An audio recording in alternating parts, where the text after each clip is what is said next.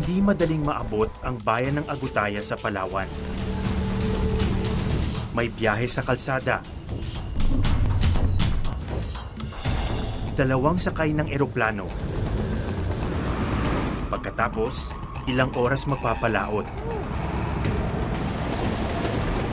Dito pa lamang mararating ang mapanglaw ng mga pulo na pawang tuldok sa malawak na karagatan. Ang mga islang ito ang tahanan ngayon ni Dr. Lionel Peters, isang batang doktor mula Maynila. Siya ang takbuhan ng lahat ng mga may sakit sa magkakatabing mga isla. Isang doktor para sa 13,000 mga residente. Kung sa ibang lugar, ang doktor ang pinupuntahan ng mga pasyente, dito sa Agutaya, si Doc ang personal na naghahatid ng serbisyo gamit ang motorsiklo.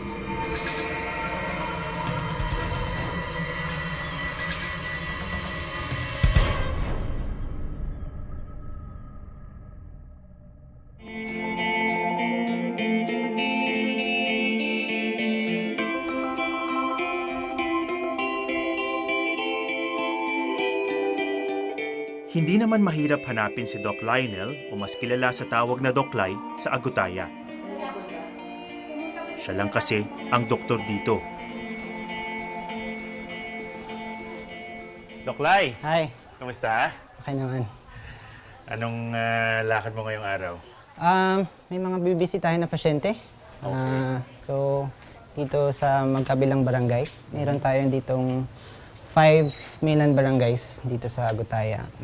And 2 of those are far from the poblasyon. So, yun yung pupuntahan natin ngayon. Imimisita lang ng pasyente. Meron kang motor, di ba? Yun yung, Yes. Yun yung pride and joy dito eh. Pwede makita? Yes po. Tara. Para makaikot sa isla, isang motorcycle ambulance ang gamit ni Doc. Bagong programa pa lamang ito ng DOH. At ang munisipalidad ng Agutaya ang unang nakatanggap ng ambulansyang demotor. Ito yung bike. Yep. Ganda ah. Kailan to dumating sa inyo? Last year, 2017. And since then, nagagamit naman namin siyang paikot-ikot sa isla. Paano yung maintenance nito? Meron namang mga parts dito? Has it ever broken down? Yun actually yung mahirap dito kasi dahil isla, walang mga malalaking centers for repair.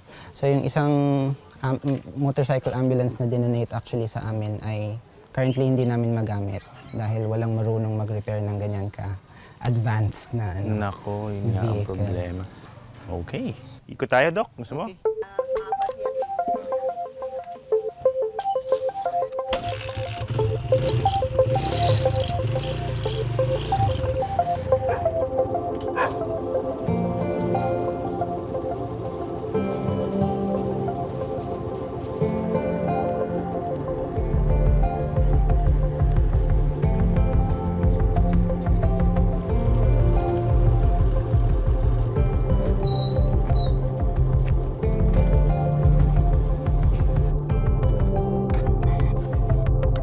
Sinong bibisitahin natin ngayon, Doc? Si baby boy Kimay, magpo 4 years old na siya. Nung bata pa siya, nadala nila sa National Children's Hospital, sa NCH. Na-diagnose naman siya ng hydrocephalus. Hello, kumusta? Hi! Sige, Magandang araw po. pasok kami ah.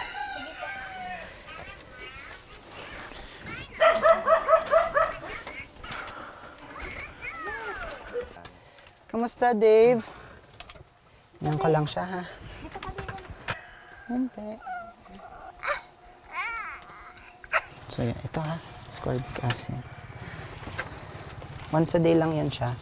Nakapunta na raw kayo sa Manila dati para magpatingin. Ilang taon po si Dave noon? Anong time na yan? 2 taon po siya. Ilang taon. Hindi na po kayo nakabalik. Hindi na po. Mm-mm. Ay wala na rin po kaming panggastos. So, medyo common na kwento yan. Yung parang hindi makarating ng hospital kasi malayo to eh. May mga ganong bagay na feeling ko taken for granted na mga malapit sa hospital. Na parang very convenient sa kanila. Kung magkasakit, punta lang sa hospital. Eh dito, issue siya ng may tatawid ba ng bangka. Sa amin, ginagawa namin yung kaya namin dito. Pero obviously, in cases such as this, mahirap. Nay, pasensya na po Balik po kami. May tumawag kasi andun yung isang nurse ko. May pumuntang pasyente nagsusuka ng dugo. Sige sir, sunod po ako sa inyo kahit mauna ka na.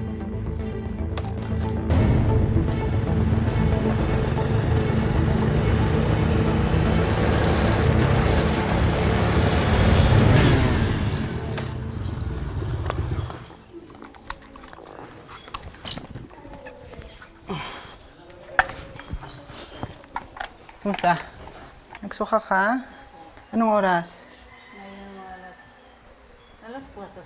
Alas 4. Nahirapan ka ngayong huminga? Opo. Mag-face mask na tayo. Face mask na O2. O2 mask.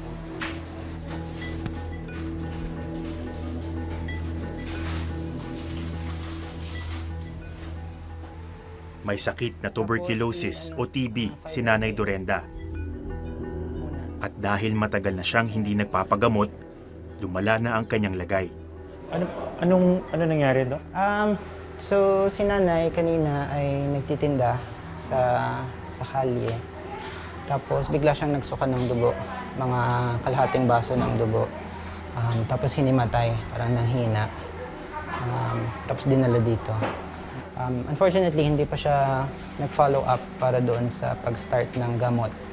So, kaya nagkaroon ng ganitong complication kasi matagal na niyang dinadala yung infection. Ideally, nasa hospital na siya dapat by now. Yung meron kayo dito, Doc, na facility, basic lang? Ano Basic lang. This is a health center. This is not a hospital. Meron po kayong papanggastos? Wala naman. Sorry pa ako sir. Wala nga kami panggastos kasi yung mga anak ko doon sa Manila, yung dalawa. Hindi sila nag-aaral rin sila tatanggal sa trabaho nila sa pising. Ano ho bang trabaho niyo, Tay? Sa ano lang, parang nila lang. Ilang oras pa lamang kami sa Agutaya, pero damang-dama ko na ang bigat ng pangangailangan ng mga taga rito.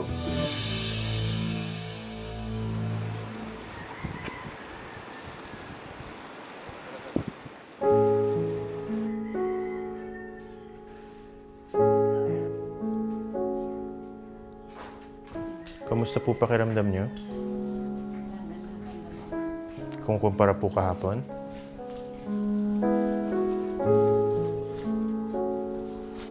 Kinabukasan, ubus na ang oxygen supply ng health center. Kailangang itawid ng dagat si Nanay Dorenda para madala sa pinakamalapit na ospital sa bayan ng Cuyo. 3 oras mula rito.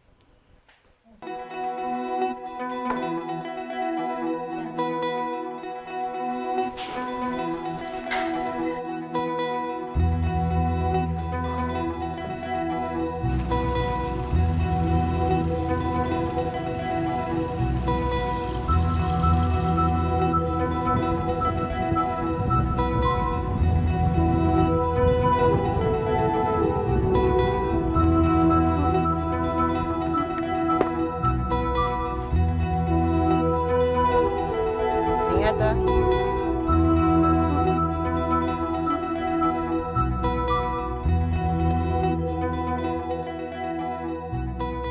Si Nanay Dorenda pinasakay na ni Doc sa isang bangka na papunta ng Cuyo Island kung saan naroon yung pinakamalapit na ospital. At kung tutuusin, medyo swerte pa raw siya dahil maganda-ganda yung bangka na arkila nila. Pero ganito ang kwento dito dahil sa walang ospital yung mismong Agutaya, kung may mga emergencies, ito yung tanging paraan nila para mabigyan ng lunas. Isang 3-hour voyage going to Cuyo Island under uncertain conditions.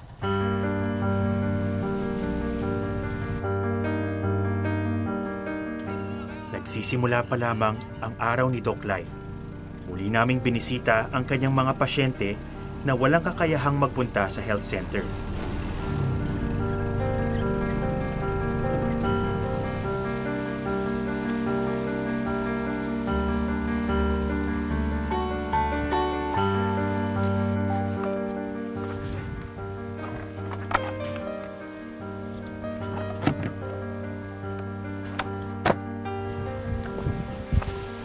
Hi, Nay.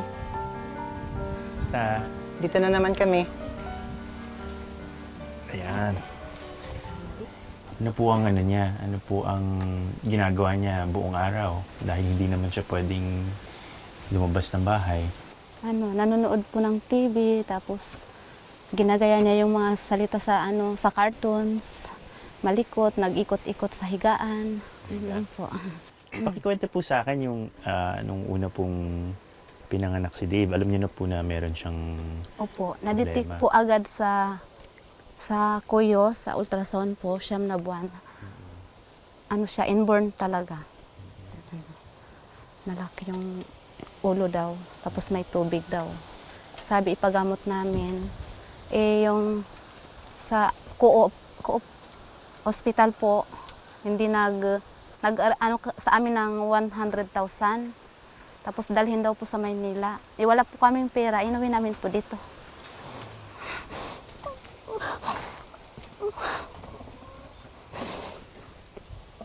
Inano na lang namin inuwi.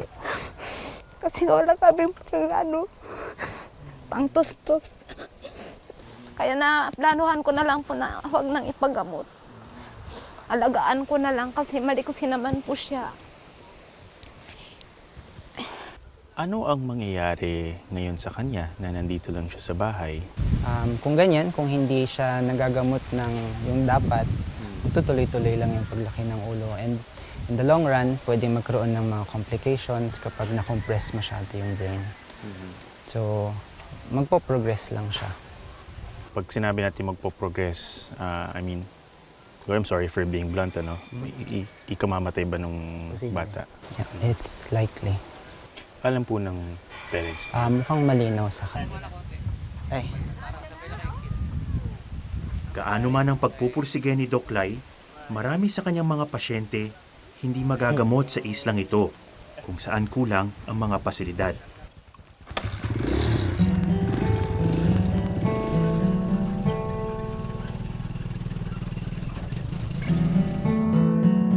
refer sa hospital. Is naman fine.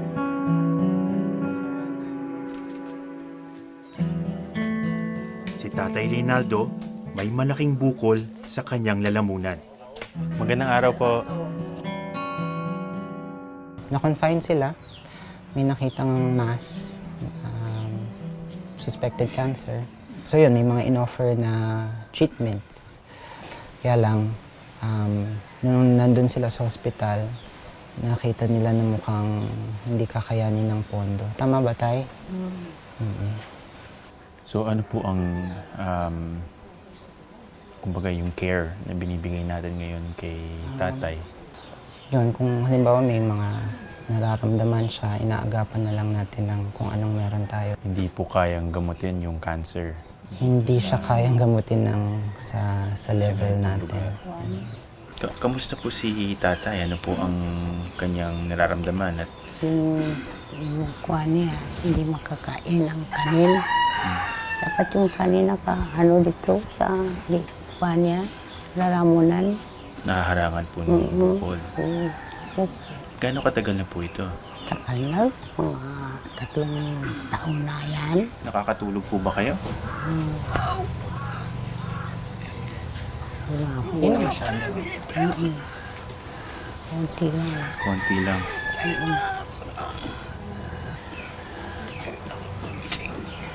Nagigising po kayo. Pag kailangan niyo pong umubo o ano.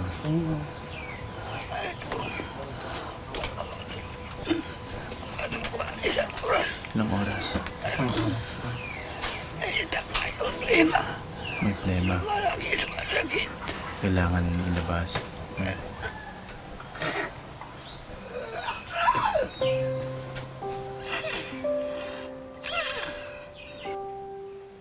Nakababahalang makita si Tatay Reynaldo na nahihirapan ng ganito.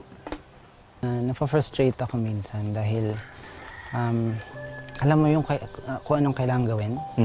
Alam mo yung dapat na treatment nila. Pero wala nasa ganito tayong sitwasyon. There's only so much you can do for the patient. So, malaking bagay yung nagagawa ng mga pamilya dun sa suporta. yung tulong namin ng mga bumibisita na medical team, maliit na lang.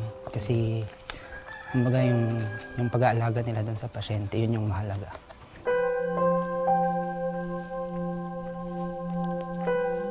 Tuloy ang aming pag-iikot.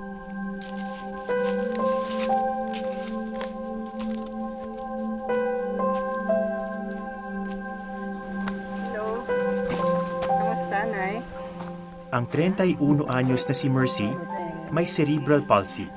Si Mercy ay so quadriplegic siya. Hindi siya nakakagalaw ng limbs niya. So yan, kailangan ng maraming supportive care. Baka ayaw niya magpaano. Hindi mo pa po. Wala sa mood. Wala sa... Naiiyak kapag ganyan po naiiyak.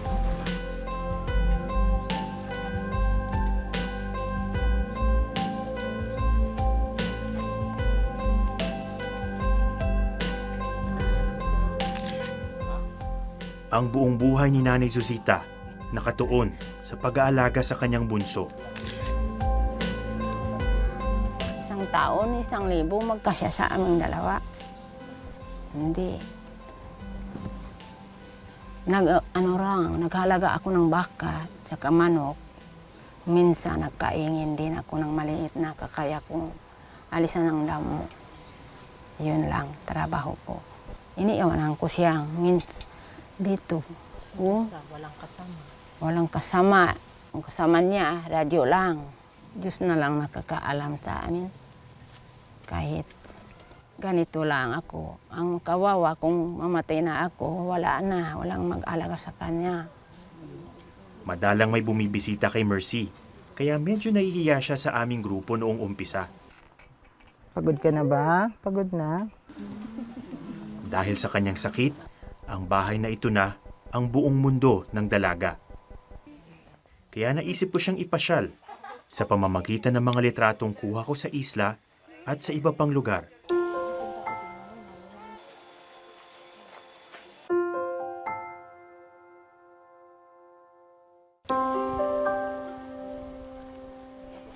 Ito kasi yung mga pictures ng ano. Ayan, sa baba ito. May kilala ka ba dyan? Sino? Si Kenken, si Nikay, Ito si Doc. si Doc yan. Selfie. Kaibigan ko yan. Natuwa kasi nanalo kami sa basketball.